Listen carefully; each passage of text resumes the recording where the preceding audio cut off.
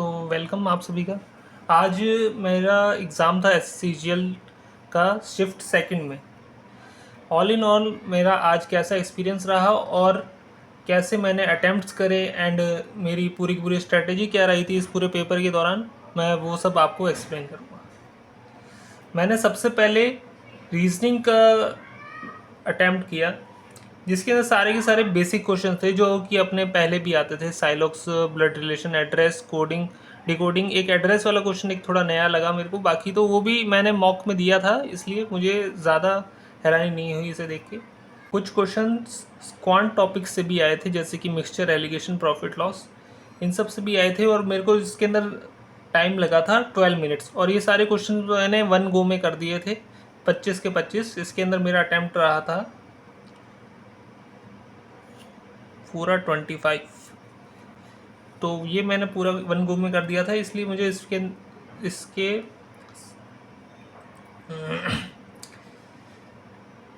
इस, इसके बाद में मुझे फिर मैंने मैथ्स किया।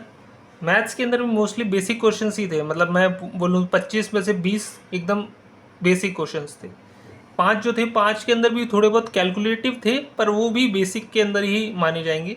और मैक्सिमम क्वेश्चंस जो आ रहे हैं वो एरिथमेटिक से आ रहे हैं, मतलब समझ लीजिए 25 में से 18-17 क्वेश्चंस एरिथमेटिक के, बाकी सारे एडवांस के। एडवांस के अंदर हमें एक पॉलीगन का क्वेश्चन देखने को मिला, जिसके अंदर था कि हमारे इंटरनल एंगल का और एक्सटर्नल एंगल का जो डिफरेंस है वो 100 डिग्री का है। तो उसके अंदर हमें बताना कि वो कितने साइड का पॉलीगन है। ट्रिग्नोमेट्री में एक था, तो ट्रिग्नोमेट्री में था कि साइन थीटा की वैल्यू सेकंड क्वाड्रेंट पे हमें दे रखी थी, और हमें 1 + 10a इंटू 1 - 10a की पूरी वैल्यू निकालनी थी, जो कि बहुत ही ईजी क्वेश्चन था। फिर सर्कल का एक कॉर्ड वाला क्वेश्चन था, जिसके अंदर सर्कल के बीच में एक कॉर्ड बना रखी है, उसका रेडियस से डिस्टेंस कुछ x है, और उस कॉर्ड की लेंथ हमें निकालनी थी, रेडियस हमें दे रखा था। तो ऐसा कुछ था।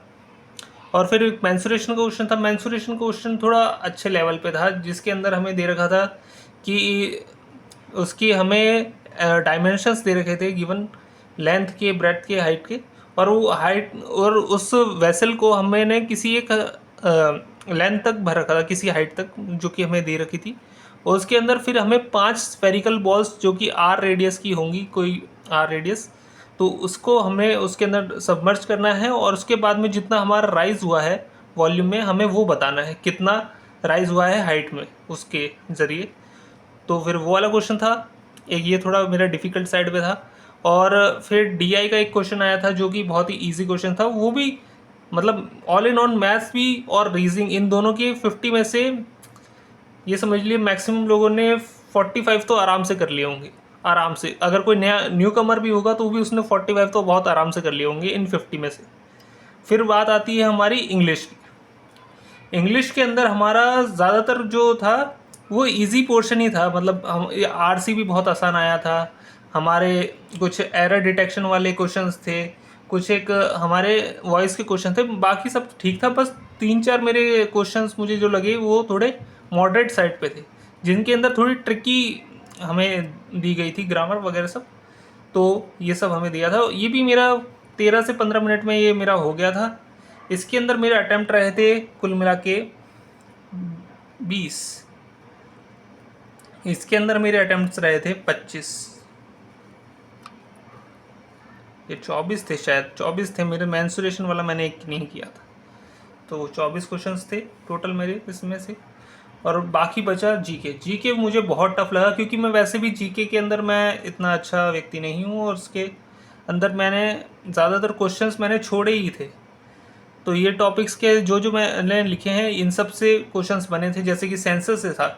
सेंसस से क्वेश्चन ये था कि वो स्टेटमेंट वाइज क्वेश्चन था, जैसे कि मुस्लिम पॉपुलेशन बाकी सब माइनॉरिटी से बड़ी है, पर वो किसी भी स्टेट में मेजोरिटी में नहीं है, ऐसा एक पहला स्टेटमेंट था। फिर एक स्टेटमेंट ऐसा था कि जैन पॉपुलेशन ज़्यादातर राजस्थान, गुजरात और महाराष्ट्र में रहती है, ये वाला एक स्टेटमेंट था। और एक और स्टेटमेंट था जो मुझे अभी याद नहीं आ रहा, ऐसा था एक टेम्पल था। टेम्पल मेरे हिसाब से देवघर वाला टेम्पल था, वो आप देख लेना, उसका शायद किसी ने बिल्ड किया या फिर ये पूछा था।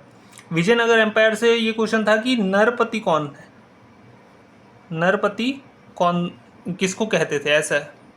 ये चाबहार पोर्ट को किसने मदद करी थी या फिर किसने बनवाया था, ये ऐसा कुछ पूछा था। बाकी एक बिरसा मुंडा से क्वेश्चन था ट्राइबल के बारे में।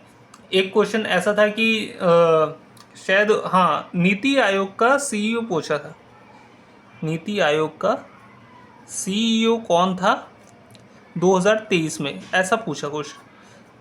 और मोस्टली क्वेश्चन जो थे वो स्टेटमेंट बेस ही रहे। अरे हाँ, एक हिस्टोरिकल बुक का भी आया था, हिस्टोरिकल बुक थी, अब उसका नाम मुझे याद नहीं आ रहा है। ऐसा एक हिस्टोरिकल बुक्स थी, और एक डांस था जिसका नाम था शायद धूमहल डांस था। और तो मुझे कुछ ऐसा कुछ याद नहीं आ रहा स्पेसिफिक। बाकी पॉलिटी से मेरे को लगता है एक आर्टिकल ज़रूर पूछा होगा, आर्टिकल भी पूछा था या नहीं। बाकी हाँ, एक पीएम आवास योजना जो है अर्बन वाली, उसके बारे में एक स्टेटमेंट वाइज क्वेश्चन था जो कि ये पूछा गया था।